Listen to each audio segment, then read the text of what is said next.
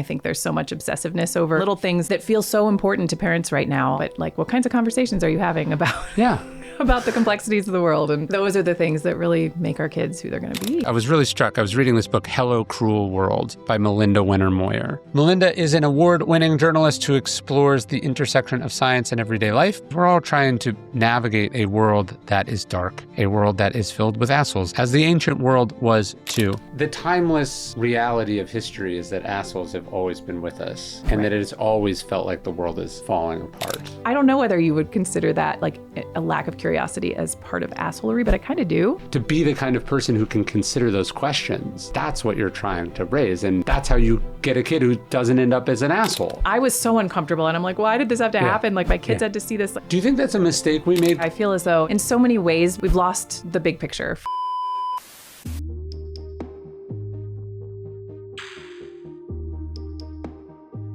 Well, I did not expect to be in the intro of this book. That was a surprise. Thank you for inspiring the book, Ryan. Is that really what happened? I mean, it was in my head already to maybe write a book about now and like, what is it like to raise kids now? How do we raise kids now? But certainly when I had that conversation with you a few years ago, I think it was part of it. Yes. What is, the timeless reality of history is that assholes have always been with us. And that it has always felt like the world is falling apart. Right. And how do you, but like, it's like, it would be wonderful if we were all doing this in a bubble, but it's like, how do you raise good people, or how do you yourself be a good person when it feels like everyone around you is basically going, it's not that important. Yeah. No, I know it's really hard. I agree that this is, people have said, is this really that bad of a time? Kids have gone through harder times, parents have gone through harder times. And I think that's true. But what we do know too is that parent anxiety is actually really, really high right now. Yeah. And it's higher than it has been in the past. So even if things aren't actually that terrible compared to how they've been in, generations past, I think parents are more worried, and that worry, that anxiety, that stress is, we know, just isn't good. When I want to talk about parenting, but I just think this sort of timeless battle against the forces of assholery is like a major thing. I feel like that's the main job in life, is to get out by is to make it through and not become like them. Like I use this line, I liked it, but it was like, you can't let the sons of bitches turn you into a son of a bitch. Like you can't let them, those forces are there always, but it does feel like they're more empowered than ever. Mm-hmm. And certainly we hear that they are platformed more than ever. Yep. And how do you not let that affect you? And then also I think your job as a parent, of course, is to protect them from that as long as possible. But then this idea of like, how do you get out of life not being slowly worn down by these forces, and then you just go, wow, what the hell? I know. Not becoming a total cynic. Yeah. Hopeless. Yeah. Yeah. I know. I wish I had the answer to that question, Yeah. It's really hard. But I do think, again, I relate everything to parenting, but I do think being a parent forces you to really push against that even harder for your kids, right? Because you're like, I can't fall into this like well of, dark well of cynicism for my children. Well, I had Maggie Smith in here not that long ago. Yeah. And to me, that's what that poem, Good Bones, is about, is like the forced exercise in real estate agent level optimism of like, no, I think it has a ton of potential. And it's like, it's a fucking dumb, you know? But like there's something about being a parent that gives you a stake in future generations and a desire to preserve some hope. Like this is what The Road is about also, the idea of like just keeping the fire or whatever, not doing it. Yeah. I remember my dad told me as a kid, I put this in the last, in the afterword of Right Thing Right Now, but he said that, that quote about like, if you're not a liberal when you're young, you have no heart. And if you're not conservative when you're older, you have no brain. And I don't actually think it's that political, because it turns out that that expression, it dates back to like the 1870s. Wow. So it's not, this isn't like a Democrat Republican thing. This is like two orientations, about the world. Mindset, yeah. And I laughed like you when I heard it the first time. And then as I've gotten older, I've just found that to be like the saddest fucking bit of conventional wisdom that you could imagine. Like the idea is you're just supposed to, as you go through the world, basically it's saying like, if you're not idealistic when you're young, you're awful. But if you don't slowly jettison that idealism as you get older and become an asshole, like you're doing it wrong. And that's got to be the wrong way to do it. Yeah, I would think so. That's not good for anybody. No. I mean, that's like, yeah. So what you're saying, you should become more closed-minded, more cynical, less empathetic, like less hopeful. All the things you would not. If you're like, okay, this is the trajectory your kid is on, you'd be like, well, I failed. Yeah. But we should do ourselves. There's something crazy about that. Yeah. It's so true, though. I mean, I just had dinner with my parents not too long ago, and they were both like, we're really worried about your kids, like really, really, really worried. It's just a terrible world. Everything's terrible. And my sister and I were like, we're trying to push back in our ways. Of course, also like there's just this. My sister and I want to align ourselves like against my parents, like the traditional roles you fall into when you get back together, right? And we're like, no, it's not that bad, but it is really bad. But it's not. But our kids are going to be okay. I think it's going to be okay. And like it was a clear illustration of that phenomenon you're talking about.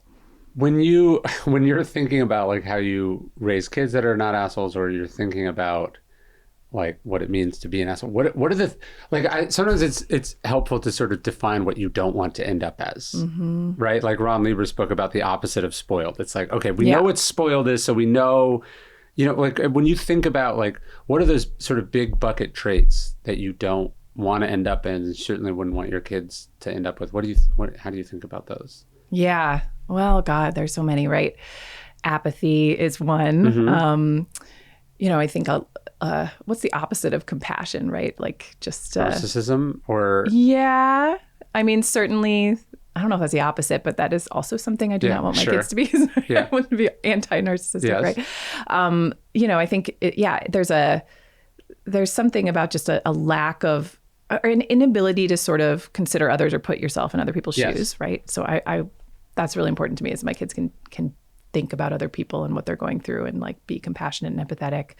I think for me, having a kid who is, unable to try hard things, like a lack of resilience, that's to me, people might not think of it as like a form of, an aspect of assholery, but I kind of do. No, because you're like, well, I can't do it. Do it for me. Exactly. There's a selfish, like a, what do they call it? Weaponized incompetence, like in relationships. That's like, yours like, well, take care of me. There's a burdensomeness to it. Yes, absolutely. Yeah. It's putting it all on somebody else to do the work.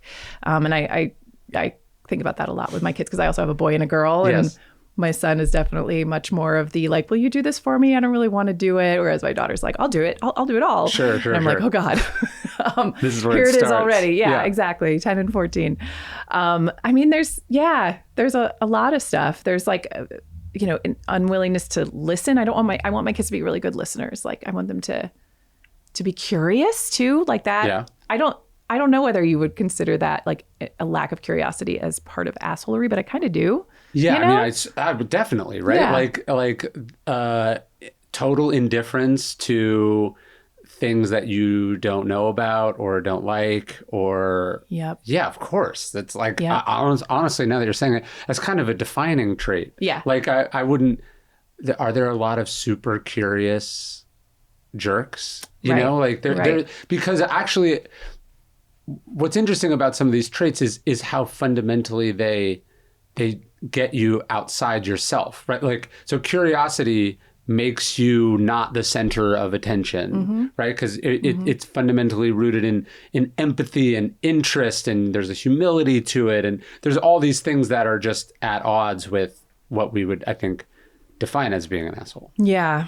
I also think a willingness to embrace uncertainty is, and that's related to curiosity, is so important. Yes. Now, especially. And so I don't want my kids to think I have all the answers. I know everything. I don't need to reconsider my opinions on things. I don't need to reconsider my beliefs. I want them to be open-minded and willing to admit openly when they really don't know for sure about something. I think that's super important. Yeah, I mean, I think that's one of the defining elements of like the worst of our discourse right now is this like, I know a lot about this thing that I've thought about for 2 seconds that I'm not actually educated in.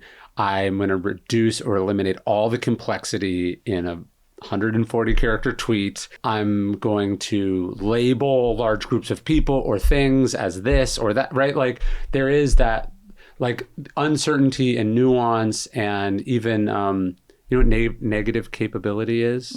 It's this concept from the poet Keats. And he's talking about how like part of being an artist is just dealing with uncertainty and contradiction and complexity. Yeah. Just the sort of the mysticness of life, you know? And there's a quote from Fitzgerald that sort of, I think, gets to what negative capability is, where he says the mark of a civilized mind is to hold two contradictory thoughts at the same time, which is interesting because you can see how it's a good thing. And then also when I think of the stupidest people that I know, often what they are doing is have multiple contradictory thoughts at the same time, right? Like these are mutually exclusive viewpoints that you're holding and you're not able to see that. But yeah, the ability to just sort of wrap your arms around something complex and then also maybe the humility to be like, actually it's unwrappable, you know, that is obviously, again, very different than simplicity and judgment and reductionism and all of that. Right. Yeah.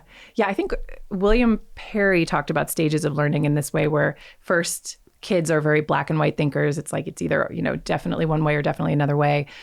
Then he talks about this middle period, though, this middle stage that's like kind of dangerous, where there's this awareness that there are a lot of different possibilities, that truth is complex. And then they sort of say, well, maybe there's no truth. Like, maybe we should just stop even engaging and just not caring. And so then you have to get them through that into the next stage, which is like what you're talking about, where you're just like, you understand the complexity, but you also understand that there's, you know, a way to sort of still seek truth within that, or you know, try to. Yeah, no, it's funny. I was writing about that a lot. Yeah, there's Oliver Wendell Holmes, the Supreme Court Justice, was saying there's sort of simplicity on this side of complexity and then simplicity on that side of complexity. Yeah. And yeah, the ability to get there. It's like, no, I'm embracing the simplicity after years of careful study and consideration and all these factors. And then, hey, this is more or less what it means. That's very different than like, you know, or whatever. Yeah. Like sort of Twitter punditry discourse. Right. Absolutely. Yeah. I don't know. It's tough. It's tough because obviously you try to model certain things, but then what do you do when it feels like not just a lot of people are modeling it, but a lot of the mechanisms by which society sort of said, here's what we do with people who do shitty things, when that's breaking down. Like, what do you do when clearly illegal, awful, immoral behavior is like pardoned, or when, like, I get there's a reaction against cancel culture, but like there are things that society has to go, people who do those things, we don't lock them up forever, but like you don't get invited to parties anymore. And that's one of the deterrents against doing things like that, right? Like, how do you teach your kids that there's consequences? And how do you yourself operate in a society when people are undermining those consequences? When there are no consequences anymore. Totally. Yeah, and they're seeing that. I know. It's really, really hard because we know that kids are seeing this behavior and the lack of consequences and learning from it. This is like social learning theory from the 60s. Like kids look to the behavior of powerful people and what they can get away with and how terrible, you know, how many rules are they breaking? And then they say, oh, well, that's what I should do to be powerful. That's okay to do. You know, it's a really, I mean, this is the question that keeps me up at night. Like, you know, no, like this is like a little town, and the mayor here is like mostly a ceremonial position. But there's like some real power. And anyways, the mayor like gets elected and then immediately has an affair with like the person running the tourism board. And then like refuses to resign. Like there's an investigation, like is part of the affair. Does it also have to do with like, was there actual corruption? You know, like were they using tourism funds to, you know, fund their liaisons or whatever. And maybe there was, maybe there wasn't. He argues he's cleared in this investigation. But like, you don't get to be the mayor of a small town. Like when 3 months into your term, you have an affair with another thing, right? Especially if you're, like running on some sort of conservative or Republican platform. That's what I would think, right? Yeah. But like, what do you, and obviously my kids aren't watching this because they're a little younger, but it's just like, what do you do when the sort of sense of shame or honor removed, and this is a bipartisan issue, unfortunately, but like, what do you do when that sort of mechanism by which you go, hey, I screwed up, I'm humiliated. Again, you don't have to move or, we're not going to put you in the stockade and throw fruit at you or whatever like they used to do. But like, you lost the moral legitimacy to be the chief executive of the town. That's just how life works. Should be, yeah. Right? And I think that's a real, like, we're all trying, I would say, regardless of our political persuasions, we're all trying to teach our kids that. Mm-hmm. And then we're having trouble as a society acting as if adults need to model that behavior. Mm-hmm. And that's like so baffling to me. Yeah. Yeah. And it seems like the definition of bad behavior is shifting because of it, right? Well, there's almost a moral inversion where like, we're like, oh, those bad people on that side that their people are casting out, let's embrace them. Mm-hmm. Do you know what I mean? Yeah. Like, it's crazy. It makes it really, really, really hard to be a parent right now. Yeah. Or just, even a person, because then you're like, how do you know where the line is? If the line is shifting. Like, I would think that would be a line. You know what I mean? Like, you had this affair, you screwed up. Again, you shouldn't have done it, but you did do it. It's not, at one point it was probably illegal. It's not illegal, but you don't get to be this thing anymore. Like, it's self-inflicted exile is what we're talking about. Yeah. No, right. It's just all accountability seems to be gone, and that's shifting so much. Yeah. I don't know. It's really hard. I think that's kind of where you start the book and where we have to start as people, which is like, at some level, you have to figure out not how you make that world different, but how do you accept that we live in a fundamentally fallen, fucked up, crazy world. Like that, the main skill is like, if the illogicalness and the outrageousness of it drives you insane, you're not going to make it. And if you allow it to corrupt and screw with your moral compass, you will end up also in a very bad spot. Mm-hmm. Yeah, right. Yeah, so I do think a lot of it is about, a lot of my book is about how do we help kids learn to navigate all of this messiness, this complexity, this uncertainty that is now in our world. And like, what can we do to instill in them a moral compass if everything they're seeing around them, hopefully in their homes, they're getting what, that's the key, right? But everything else is just, impossible to... Although maybe, like, if everyone behaved well all the time and most people were decent and moral and our leaders never let us down and we were all aligned culturally, you wouldn't need a moral compass because there would be a map everywhere. You know, like the whole idea of needing a moral compass is because the world is very disorienting and there are temptations and distractions and false paths everywhere. Like, you need a moral compass because you're going to have to find your own way. Yeah, that's very true. Yeah. And then we hope that if we can help instill that compass in our kids, then maybe it will swing back a little bit, right? And be a little less the way it is now. Yeah, it's never going to be perfect, but yeah. No, definitely not. But yeah, you obviously need it in dark times more than ever. Yep. And if they're not going to get it from you, who are they going to get this from? Mm-hmm. Exactly. No, I think that's true. I think that makes what's happening, the conversations we have with our kids now, so much more important because we are the force that's able to give them this, Do you think that's a mistake we made culturally, though? Like, I'm not someone, I'm actually a big believer in the separation of church and state. So I don't when they took God out of schools, like I think he wasn't supposed to be in there. Mm-hmm. But there was an element of education having a moral component that I think we lost. Obviously, as someone who writes about the classics, like, this is why they tell these stories, is they were designed to provide moral instruction. And I feel like at some point we shifted, certainly at the university level, but also every other level, where like the purpose of school is to get them to remember like the dates and places and names of history, not to take out the moral lessons from the historical figures. Yeah, I think we could do more of that in school for sure. And I mean, we see it with the War over social emotional learning programs that's just happened. And now schools aren't doing that. And I mean, that was, when you look at the research on how those programs helped kids, they really did help kids with emotional regulation, with, becoming more empathetic, becoming more compassionate. There was less fighting. I mean, there's a lot of good stuff that came out of having that in school, but a lot of parents said, well, this should be stuff we're teaching at home. But I think it just isn't being taught at home. Not, right. Exactly. Well, it's this sneaky way of basically getting, it's like, oh, I want to teach my kids sex ed. It's like, great, but we didn't. But they're not doing it. Yeah, they're not doing it. That's the whole point. Like, that's the whole point. We are addressing a collective action problem. It would be great if we didn't have to have any of the edifices of government, right? But we do it because people, when left to their own devices, often don't do this thing. And we're responding to specific problems. Right. Yes. No, I think those parents are more saying, let me not teach sex ed to my kids. Let it be something that we never talk about ever. Yes. Right.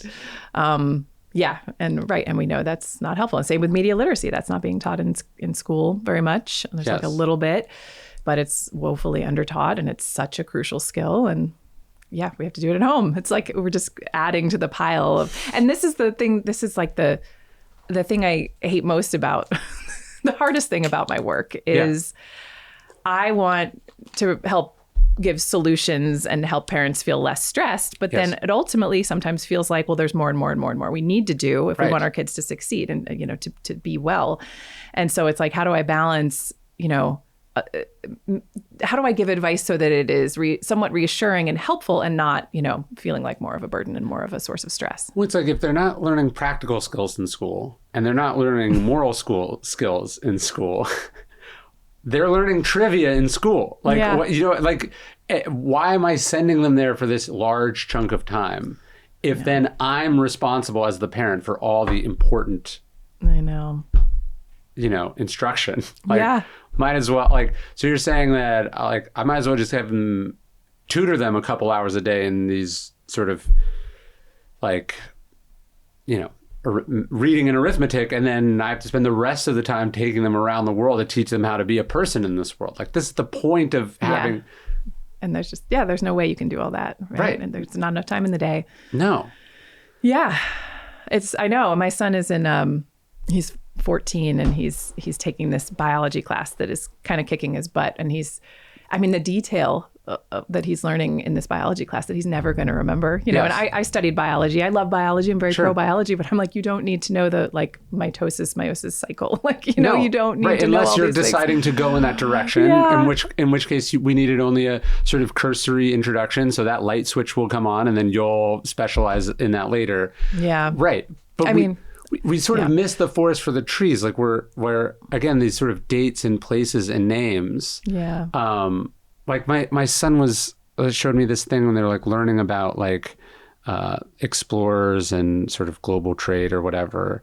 And then I was like, do you know what the triangle trade was? With slaves and sugar and whatever.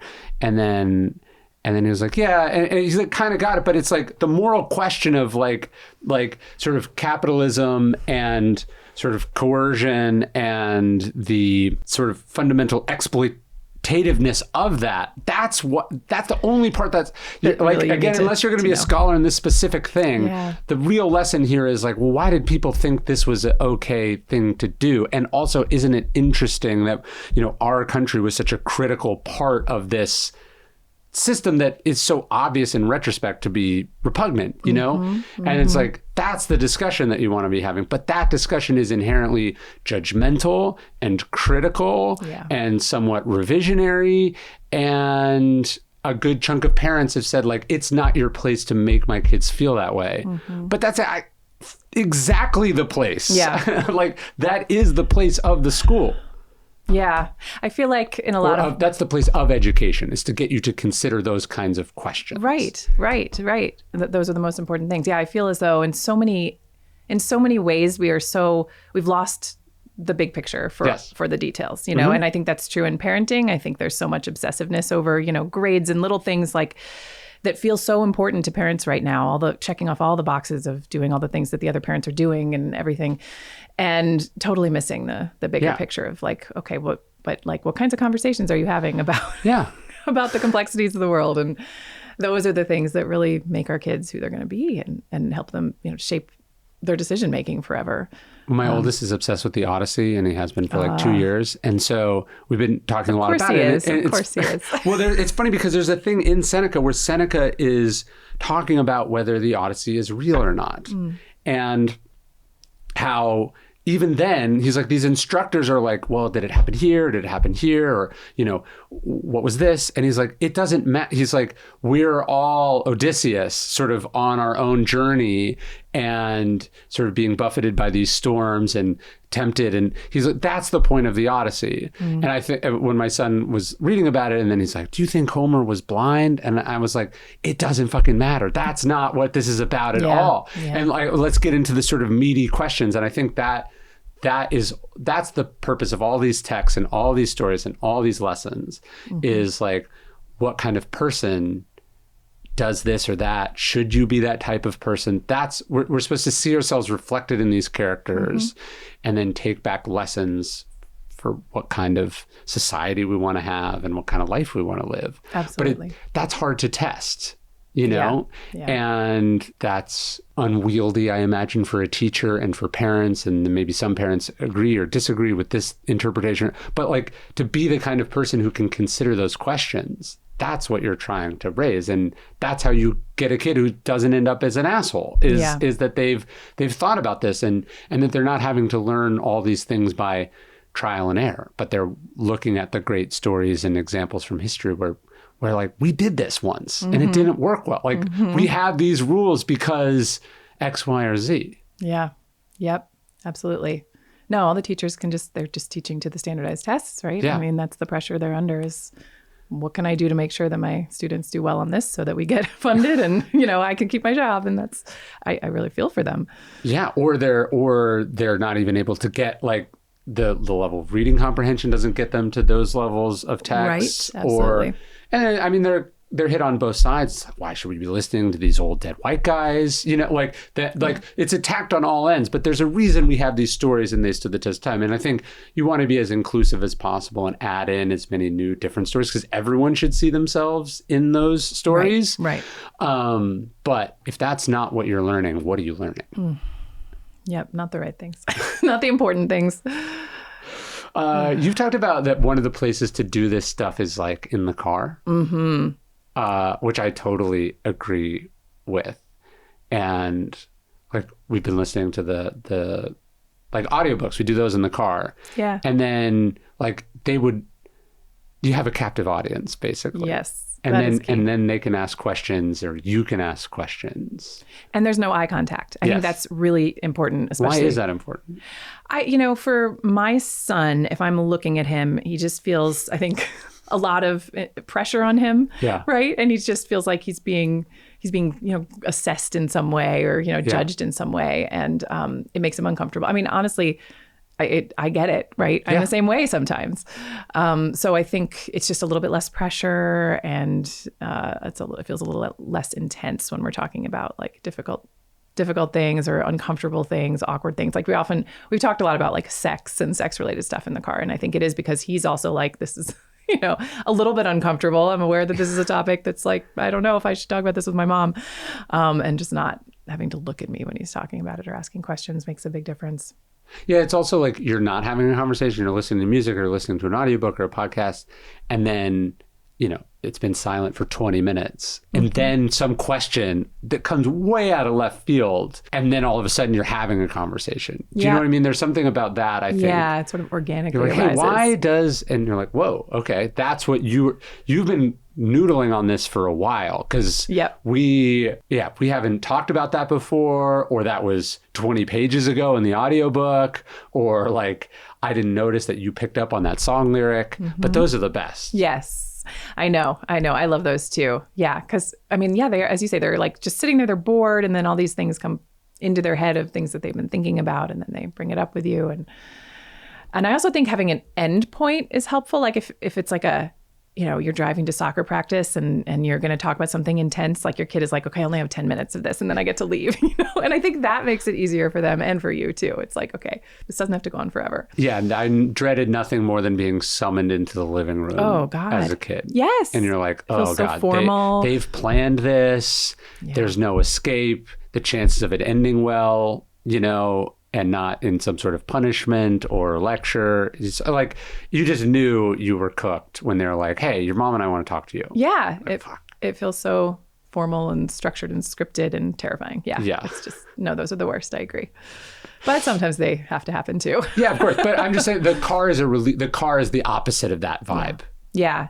I also find right before they go to bed is like, sometimes that's when they really want to talk because they don't want to go to bed, right? Yes. And they're motivated. Yeah, they're motivated to have a conversation, and they're kind of doing it on their terms. This is something the psychologist Lisa DeMoore talks about, like let your kids have the conversations on their terms because they have so little agency anyway, that if you can let them choose like the when and the where of a conversation, and that happens to be maybe the time you do not want to have that conversation, but you let it happen, like that gives them this sense of power that can be really helpful. That's interesting. Yeah. And then I'm like, well, no, you have to go to bed. And then it's like, why though? Like, I know. Like you don't actually have to. I don't actually have anything to do. Like my day's done. Right. But I've decided, even though I want nothing more than to talk to you and to have these conversations, for some reason, because it's happening at a moment that I didn't choose, there's like a resistance. Yeah. And you kind of have to get over that. I think you do. Yeah. When it's something that's like an opportunity for connection. Yes.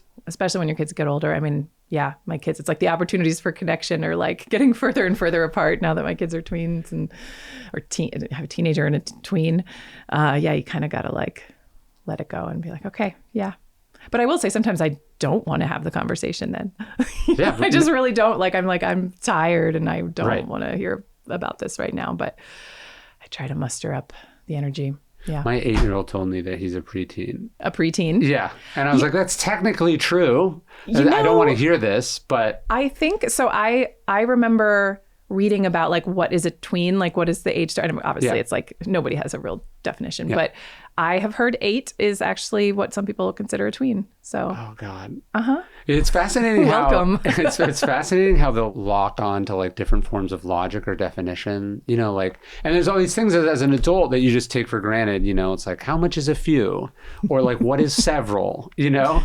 And then, he asked me and I was like, I don't know, like a few or something. And then he's like, well, how many is it? Are you telling it's going to be a 3 or is it going to be less than 12? And it's like, okay, wow. But you just realize as an adult, you've gotten comfortable with a certain ambiguity and they want specificity, right? Yes. You're saying later and they want to know, yes, but exactly how many minutes later. And then you realize, oh, I was actually lying by saying late. I was using ambiguity to disorient you or mislead you. And you are actually right to be like, no, give me an answer.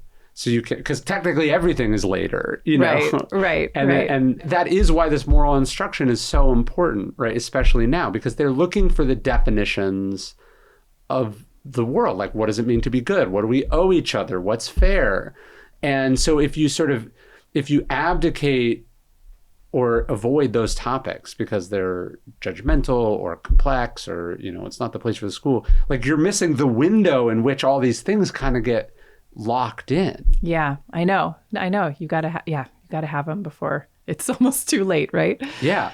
And also, if you're not going to church or you're not part of some sort of faith or cultural tradition where somebody else is doing that for you, then it's like even more important. I think there's something about like, I guess I'd probably identify as like a more secular parent, but like if the sort of modern sort of progressive secular demographic isn't, you almost have to overcompensate for the moral instruction because it's not just, oh yeah, this is what we hear about every week at church or right. at the synagogue or at the mosque. Like you have to do more work. You have to go more to you have to go more to the philosophical and the traditional and the sort of, even we're talking Aesop's fables, you have to like inculcate these lessons, because where else are they going to hear them? And if you're just leaving it to self-interests and incentives, I mean, you end up in a pretty fucked up world pretty quickly. Yeah, no, it's more imperative than ever that we have these kinds of conversations. And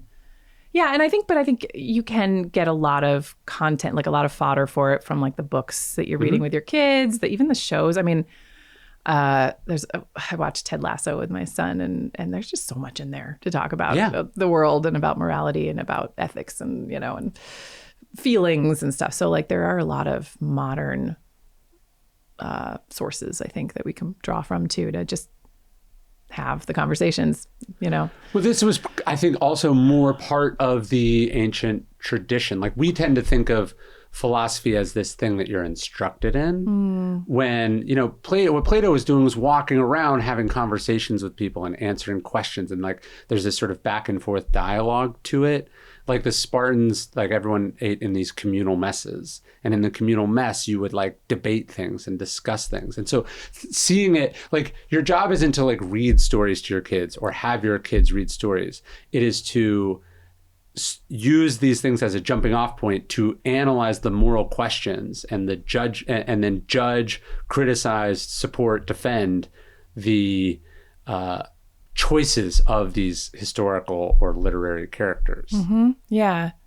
So it's interesting. I hadn't thought about this sort of parallel maybe with Stoicism in my book, but I talk a lot about asking kids questions, like that's kind of the Socratic method, Why do you think they did that? Yeah. Yeah. I mean, so that, and I think that's a really great way to start a conversation with a kid about anything, because for so many reasons, I mean, you kind of figure out where they are, what they think and how they feel. It gives you time to figure out what you want to say. But it's also like a little bit like the Socratic method, I guess, like really kind of drawing them to think about it and to come up with like, I don't know, to communicate what they think about it and what they're getting from something or what they perceive about something. Yeah. Should they have done that? Why do you think they did that? Would you do that? Yeah. Or you know, like now they're both obsessed with Hamilton. And so it's like a lot of discussions about like, well, should he have shot his gun in the air? Well, first off, you know, duels are stupid, right? Let's be on like, this was stupid. They both should have stopped this. But, you know, he's making this choice. Was it the right choice?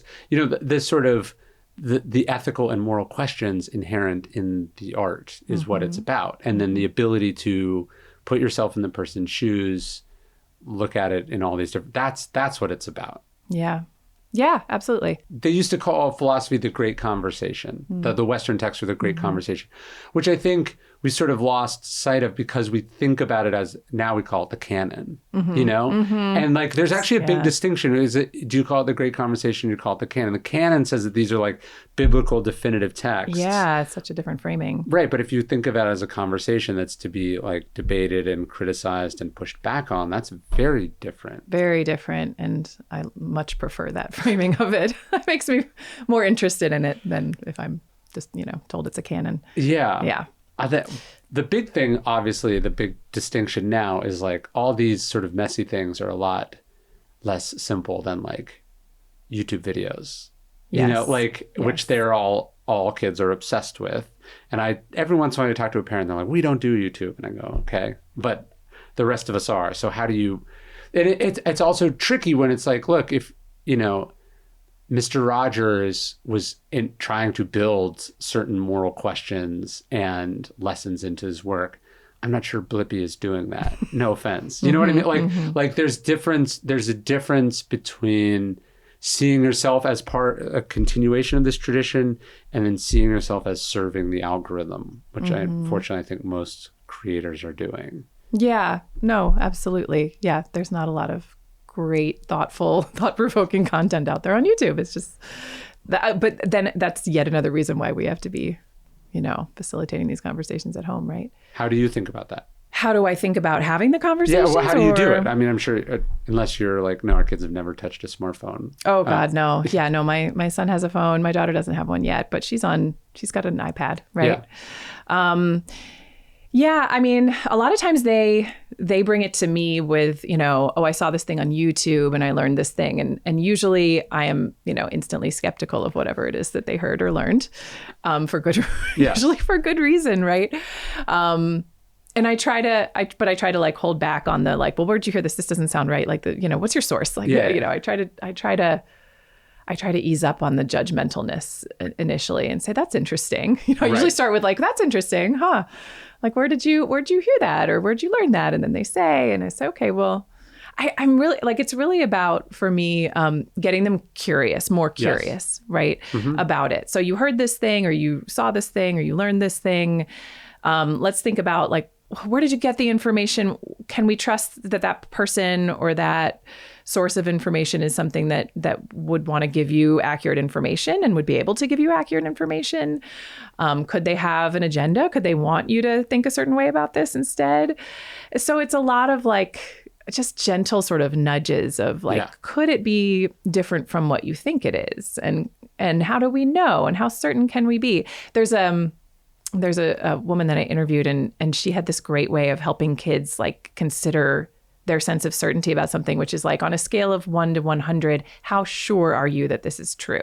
Oh. And she said, the great thing is most kids won't say like 100%, I'm 100% sure, but they might say like 90%, even if it is something that's not true. But you can then say, okay, so what is it that gives you that 10% feeling that maybe it's not true? Right. And like get in that way and sort of, it gives them the chance to reflect on why they might not be totally certain, what could they do to feel more certain, I'm also a big fan of like jumping on Google with kids, like, yes.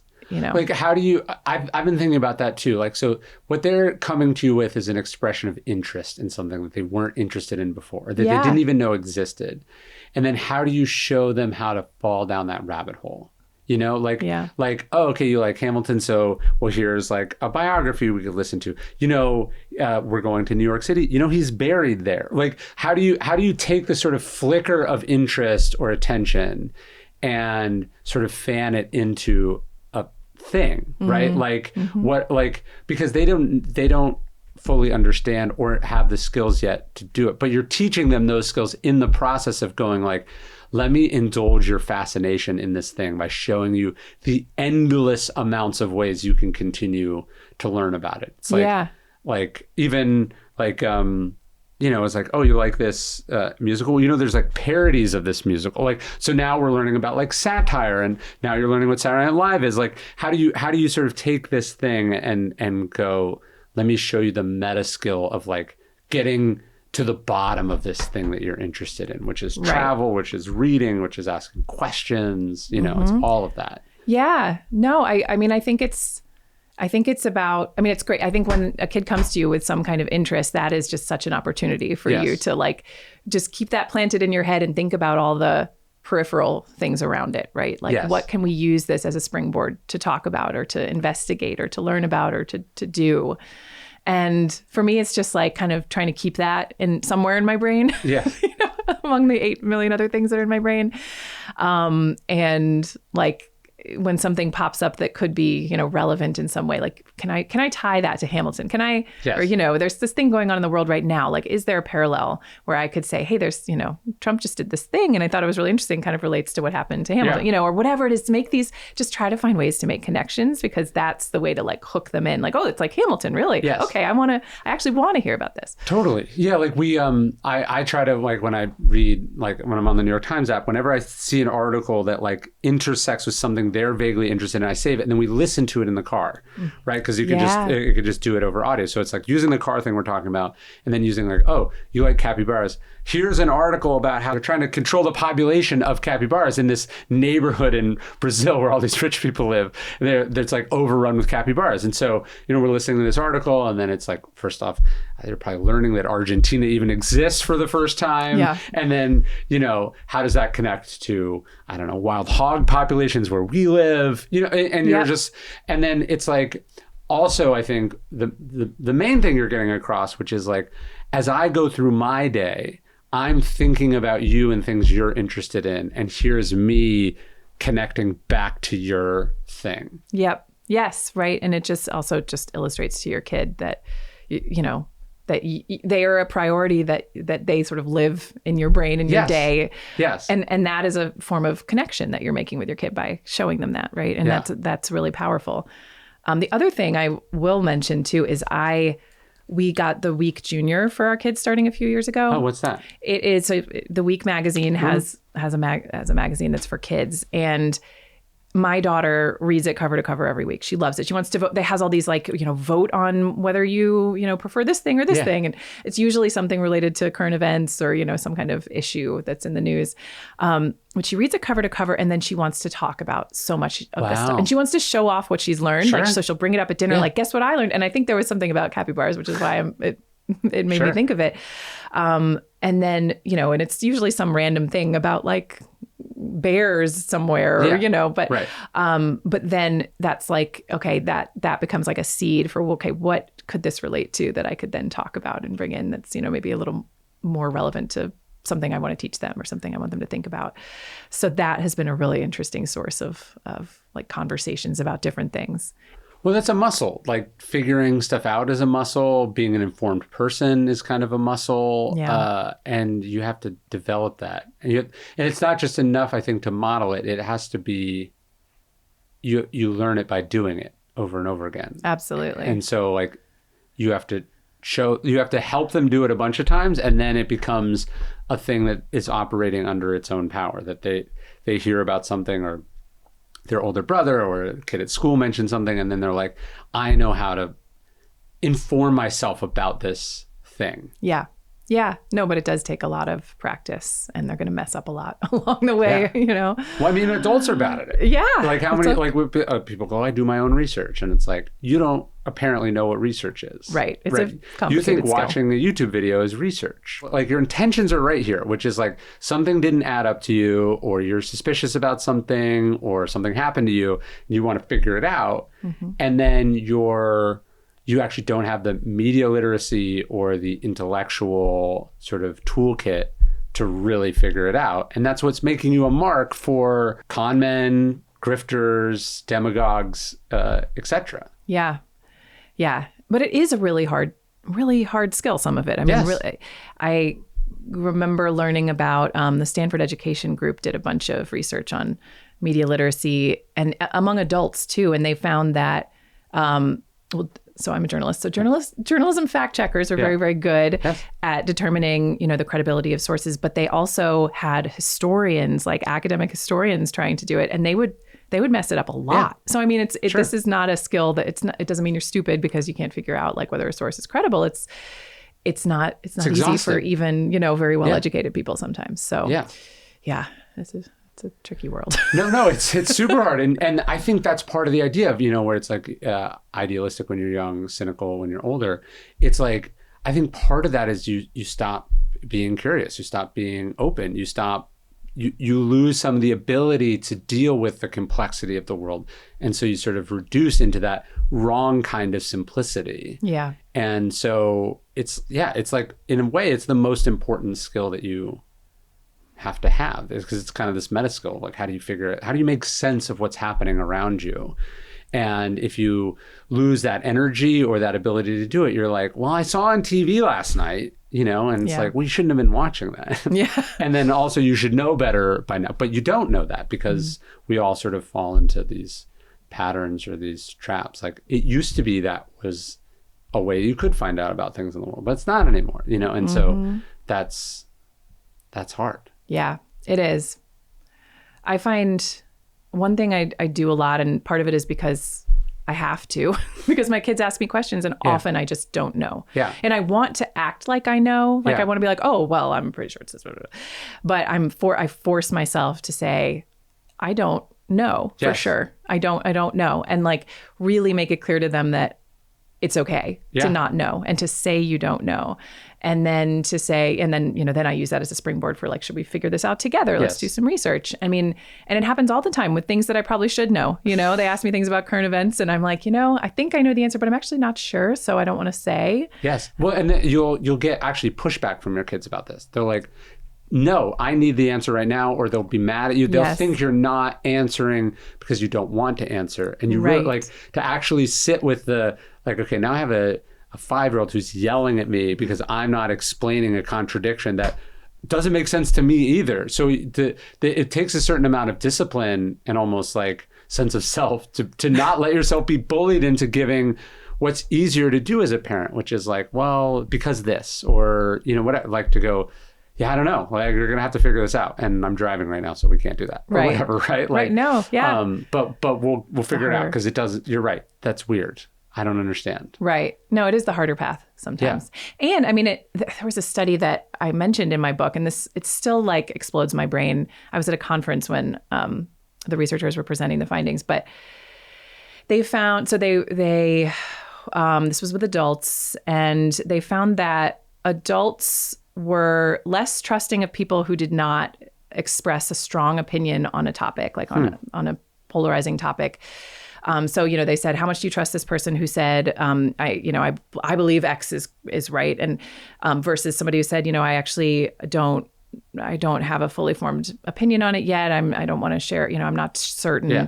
And they always, even when the opinion that the other person had was the opposite of what they believed, yes, they still found that person was more, they still thought that person was more trustworthy than the person who did not express a strong opinion. And so it just is, you know, it illustrates like our discomfort with uncertainty, with people not. Well, we think they're being evasive or non-committal. Yes. And really they are being non-committal, but it's because they don't want to commit to something they don't know. Exactly. And yeah, I think especially if you're a kid and there's something about, I think it's like, again, well, what is later? Tell me how many minutes this is. And it's like, I actually can't answer that because I don't know how long it's going to take to get from here to there. And then I don't know and so there is something about this childlike need for certainty that is inherently antagonistic between children and parents. Yeah. And as a parent, you have to accept that, as opposed to trying to make it go away because it makes your life easier. Right. Yeah. Kids really want a sense of control, like a sense of agency. And this was always fascinating to me when I talked to psychologists about like, why are kids like this? Like, why do they need to know all the details, and they want to know all the details and they want that certainty? And it's like, because they feel totally out of control, yes, which they are, right? Everybody else is deciding everything for them, and they don't get to make a lot of choices. And so one way in which they regain a sense of control is by like having this sense of knowledge of what's to come. And they feel just much more safe if they know what's coming. And then if they don't know, it's like the anxiety sets in. And I always thought that was a helpful framing for it, because I always got very annoyed by it. Yeah. I'm like, why is my kid being like this? Like, why are they so not chill? And then I was like, right, this is anxiety, and this is their way of feeling safe, is having information. Well, I was flying somewhere a couple months ago, and it was like the plane was delayed, but they weren't saying why. And then they were like, oh, it'll be 30 minutes, and then we'll update you. And then 30 minutes, they were clearly just planning on telling us it would be another 30 minutes. And this went on. And then it wasn't clear, like, hey, is it a crew issue? Is it a plane issue? Is it a weather issue? And is it kind of all the above? And like, you know, and it was like clearly not adding up, but also incredibly inconvenient, and also just frustrating because I was trying to get somewhere. And it sort of struck me that like, this is what being a kid is like. Yeah. You know, like I have no control. The adults are clearly not being straight with me. There's obviously something happening here that they feel that I'm not, qualified or, you know, deserving of knowing. And it's preventing me from doing what I would like to do. And there's also just anxiety and weirdness. It's like, oh, I do this to my kid all the time. Yeah. I can't change this, but I can't like this, because that is a part of life. And obviously at some level kids are going to have to deal with that. But also I could just be a little better at going, if this is causing me distress as an adult, you know, I imagine me going like, we'll get there when we get there. Or like, not clearly my wife and I are talking about something, but we're not telling them, hey, this is what's happening. Like, it's stressful and it's not necessary, and it can be resolved. And you're like, oh, like just actually thinking about what it's like to be a person who's this tall, who can't see over things, and nobody's straight with them. You realize like, oh, this is why they're the way that they are. It's actually a rational response to a deranged world that they live in. Absolutely. Yeah. I find that trick so helpful sometimes. Like, think about like, what is it like to be a kid right now? And It's not, or just ever. Like, Yes. They don't have much control. They don't know what's going on. I mean, I think this is why the pandemic was so hard for everybody. There was so much uncertainty. Nobody knew what was true, what wasn't true. And just that feeling of being out of control is so hard. And that's what kids feel every day. Well, I'm just like in my late 30s starting to understand certain feelings that I have, right? Oh, this is me when I'm anxious. This is me when I'm depressed. This is me when I'm hungry, and it's like, obviously these are not new feelings, but it's taken me 3+ decades to begin to even understand and recognize those patterns. Yeah. What is it like when you are feeling anxiety and you don't know what anxiety is, right? Like, or what do you know what is it like when people around you are clearly anxious, but you clearly don't know what anxiety is? All you're sensing is that something is not right. Yeah. Right. It's so much harder to make sense of when you don't understand feelings. And yeah, I know. Well, this is why I always talk about feelings with your kids from a young age, because it does help. My daughter is so much more emotionally literate than I was at her age. Yes. And she can identify, I'm feeling this very specific emotion, and I know that I need to squeeze something, and that makes me feel better. And I'm like, God, I wish I just had no idea. I mean, I didn't know I had social anxiety until I was like 40. And then my therapist was like, that's what you have. And I was like, wait, that's what I have? Yeah. I mean, there's something freeing to and understanding like what your feelings do and why you feel the way, and then knowing what helps you. And you can do that starting at a young age with kids, but it takes a while. Well, and then seeing it in them, right? So you're like, okay, they're acting this way because they skipped a nap, or they're acting this way because they're tired or hungry. It was only like, I would say like within the last couple months, I was like, oh, I'm acting this way because I'm hungry. Like they're being this way because they're hungry. Yeah. And then it was like, oh, wait, we both didn't eat. Right? Like I'm like, why am I having trouble dealing with you being the way you are because you're hungry? It's because I am also hungry. Yes. Yes. And that this is like dual forces like smashing together, like, and that's creating the thunder, It is like, you're this way, and then my tolerance for it is diminished. Yes. And then understanding that that's what's happening. And then you go, these are not the only interactions I have in my life that are defined by this dynamic. Like this person in front of me is acting this way because of what's going on in their life. Yeah. And I'm having trouble tolerating it because of what's going on in my life.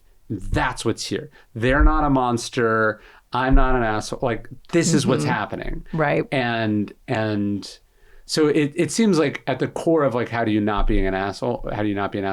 It's empathy, and then empathy for the self. So like awareness and self-awareness. These are the sort of essential traits to interacting and engaging with people in a non-self-absorbed,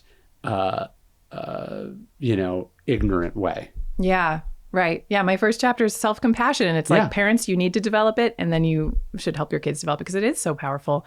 I was laughing at what you were saying, by the way, because I get so many Instagram reels now that are basically like, I am going through perimenopause at the same time that my daughter is going through puberty, and like these two forces coming together. It's just like, and so, I do have more empathy for her. And when she's like, going through some kind of rage, because I'm like, oh yeah, I was there yesterday. Yeah. I get it. And it's really hard to control. I mean, you can't. So yeah. Well, going like, hey, there are forces acting on you. There are forces acting on me. Yeah. That's what this is. And then how do you, it's interesting how quickly as a parent, you're like, oh, they're like this. They skipped their nap. It's going to be crazy. Or they ate sugar. They're going to be crazy. But then we're like, this only affects children. Right. Like, yes, as if everything that everyone is doing is not largely explained by the environmental or contextual factors that led up to it. Mm-hmm. And then we're quick to either write someone off, or we're quick to, assume something about them, and then also act as if we're not engaged in this dynamic ourselves with our own reasons. Mm-hmm. Yeah, absolutely. I talk a lot about theory of mind in both of my books, which is like such a core, and I'd never heard of it until I started writing my first book. And, it's essentially the ability to put yourself in someone else's shoes and to know, well, it's like knowing that other people can have different feelings and thoughts from you, but it's also like a precursor to being able to consider somebody else's situation and what they might be feeling and how it might be affecting them. And it's like such a key skill for so much. I mean, for for empathy, for compassion, for generous behavior, helpful behavior. It's like, it's necessary for so much goodness in the world. And it's funny. We went swimming yesterday. There's this place called the Blue Hole in Georgetown. We went up there and was like swimming in this sort of like lake pond thing. And we look over and this people who are sitting too close to our stuff, like it was weird. I don't know what they were doing. They're sitting too close to our stuff. And I look up and this guy's like drying himself off with this towel. And I go, oh, like in my head, I go, oh, he has a blue and white towel also. And then I realized this guy is drying off with our towel, no. right? And so my kids don't notice any of this because they're, being kids. And then, so we sort of get over there and then my son goes to like use the towel. And the guy at some point realizes that he's done this and can't go like, oh shit. He just like, I watch him like just throw it back on our stuff. Like he doesn't even pretend, but then he kind of scurries off, right? Yeah. And I was just like, obviously he's mortified and it's weird and there's no like, what do you say, and what do you do? And so we go over there and my son goes, like to get the towel. And I go, no, you can't touch the towel. And I go, here, come over here. And so we kind of walk out of earshot of these people and I'm like explaining what happened. I go, this is not a conversation we need to have with him or he has to like, I have an extra one. This is fine. But like, let's just not make a thing about it for his sake and our sake. I was like, just imagine you did this. Right. How weird you would feel. Yeah. And there's no, like, let's just skip the interaction entirely. Yeah. And they kind of got it. And then also thought it was so funny, because it was weird. Yes. But like, I've been trying to take encounters like that and go, what do you think is going through that person's head? Yeah. And I bet if I was 20, I would have had a stupid confrontation with this person. Yeah. Like I would have wanted some explanation or apology. And now I'm like, I'm with my kids. I don't have time for this. Like the worst case scenario, I'll just throw this towel away. Like, what do I care? Right. But just taking the opportunity, I think, to walk your kids through what do you think that person is thinking and why did that make sense to them or what, and then hopefully you can build on, well, like, do we need to confront them about this thing or, but like, that's the work of theory of mind. It's a muscle that you have to develop because it's easier just to default to what you're thinking. Right. Yeah, no, it's absolutely a muscle, but it can be built through these kinds of conversations. And yeah, I had a similar, very awkward experience I was like 2 weeks ago, where I'd hired a dog sitter to come in my house and look after the dog while I was gone for a night. And my kids were at sleepovers at other people's houses. And we came back and I told her I was going to be back at like 7 p.m. She said, okay, I'm going to leave around 2 p.m. Come back. The lights are all off in the house, but there's a truck in the driveway. And I was like, I wonder if that's the dog sitter, but the lights are all off. I don't know. And I come in with my son. My daughter's like scared. She's like, what if somebody's in the house? I'm going to stay in the car. My son's like, I'll come in with you, Mom. And we go through the house. My dog is there. He's like losing his mind. He's like chewed up a bunch of stuff. And I'm like, where is there somebody here? Go through the whole house, like I'm calling out, hello, I'm home. And finally find her in my bed naked. And I couldn't wake her up for the longest time. And I was I was like, what if she's dead? What if she's on drugs? Like, I don't know what's going on.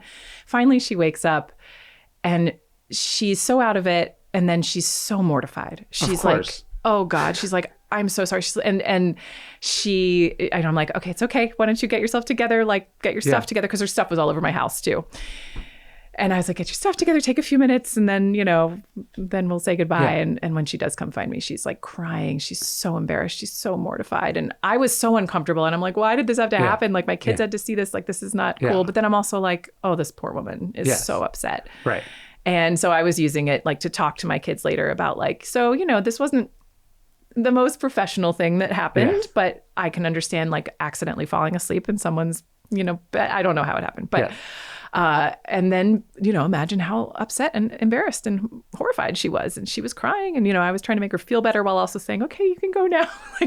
Anyway, it was definitely an opportunity for helping my kids like see the multiple perspectives in a situation of like, it's okay for me to be a little like annoyed and uncomfortable with this, while also recognizing that she probably feels a lot more uncomfortable than I do. That goes to the idea of coping, which you have in the book, which is like also like people are nuts and they do crazy stuff, you know, and like you just have to at some level, if you need an explanation for this or if you need to get to the bottom of it, it's a fool's errand, you know, like just like the people do insane things. They believe insane things. Like it's sometimes all you can do is laugh at this stuff and be like, I can't believe this happened to us. And let's make this like a thing that we have, you know, but let's spare the person most of it, you know? I drove my son on this field trip and like, it was struck me like, cause he's been like not wanting to be in a booster seat. Oh yeah. And then he just got out of it. But like one of the kids on the field trip was in a booster, like, and, she kept being like, do I have to? And you know, and I'm like, look, I don't make the rules. It says it on this piece of paper. You have to do it. And she's like, well, I'm going to call my dad on my Apple Watch. And he says it. I was like, look, the school said you have to be in a booster. I'm not questioning this.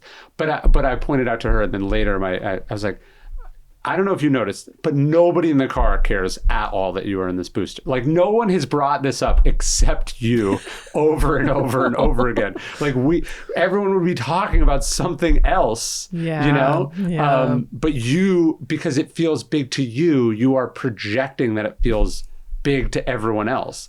And then afterwards I was like basically life is like this all the time, which is that the thing you are thinking about, you confuse everyone else for thinking about it. Yes. But everyone else is thinking about their own stuff. Yes. And if you shut up about it, they will almost certainly move on. Yeah. You know? And but it was just it was funny watching her make this thing into a thing. Right. You know? Right. And then it's like, well, on some level I'm glad it happened because the lesson of the earlier you can learn that lesson, it will make high school less shitty for you. You know? So did he seem to kind of get it? I think he did kind of get it, and also thought I think he grasped the funniness of like, oh yeah, like she didn't want anyone to notice and she made everyone notice. Yes. You know, the sort of self-defeating thing that we all do. Yes. And then it's like, but you do that. Like I've said this to my son, it's like you don't want something to happen and then you end up making that happen, you know, like you don't want your iPad to be taken away and then you throw such a fit about it that it gets taken away, you know. I was like, and by the way, I do that. Like I don't want things to go a certain way and then I make them. This is like what we do. Yeah. It's part of the human condition. But so did you find out why she was naked in your bed? Do you have a theory? No. Well, no, I don't. I was trying to sort of figure out, did she seem like she was on something when she finally came out? She didn't seem like she was. She said later that a family friend had recently passed. So I'll take that at face. I mean, sure. So I don't know. Yeah. That's also why your clothes are off. Yeah, exactly. I did also find her phone under my vanity, like way under it the next morning, along with some of her clothes. And that was very confusing. So then I had to figure out how to reach her to tell her that her phone was in my house. Right.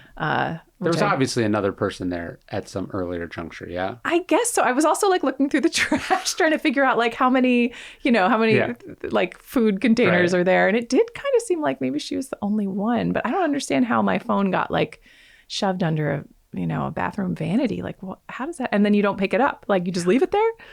I really don't know. It's going to be one of those mysteries that's going to linger. Yeah. Sometimes you just really I think it's hard to be a person. It's really hard to be a person. I've just been thinking about this a lot recently. Like, it's hard to be a person, and it's super hard to be a person in the modern world. Like, just think about like how much you have. Like, we go, oh, in the past, like people used to know how to do things. It's like, sure, they could build stuff or whatever. They had more survival skills, but just like think about the amount of things that we have to like keep track of and know how to do. Even like, I think even like. This isn't like a political correctness argument, but just think about the things you have to be sensitive to that your grandparents could just like just didn't give a shit that like these slurs hurt other people's feelings, right? Like there's just a level of like cognitive load on being a person. Yes. And then just let's think about how hard it is to like pay for things and to survive. Like, like society is not fair and it is rigged in a lot. Like it's fucking hard to be a person. And I just go like,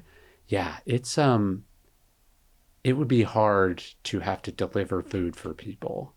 And here I am like indignant that like the food was like spilled, or I like, it's just, it sucks to be this, and then and it's hard to do, like, you just go, this person is having a hard time being a person because it is hard to be a person. And then if you add on top of it, you're the kind of person that goes like, yeah, I should take off all my clothes in somebody else's house. Like, that there's any scenario in which that's like a reasonable set, right?